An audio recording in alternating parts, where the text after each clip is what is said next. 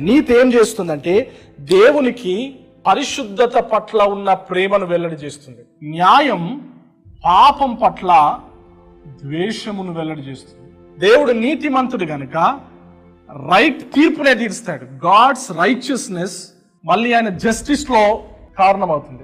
Justice అంటే తీర్పు తీర్చడం. ఆయన నీతిని బట్టి న్యాయము తీర్చువాడుగా ఉన్నాడు.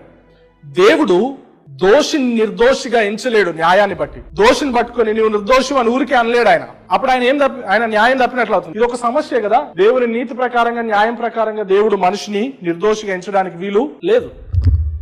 తప్పకుండా దేవుడు పాపాన్ని శిక్షించాలి. పాపాన్ని శిక్షించడం ద్వారా మాత్రమే దేవుడు ఆయన మనిషిని నిర్దోషిగా ఎంచగలుగుతాడు. సిలువ గొప్ప కార్యాన్ని చేసింది. సిలువలో దేవుని గుణలక్షణాలు ఎట్లా మేనిఫెస్ట్ చేయబడ్డాయని మనం ఆలోచన చేస్తే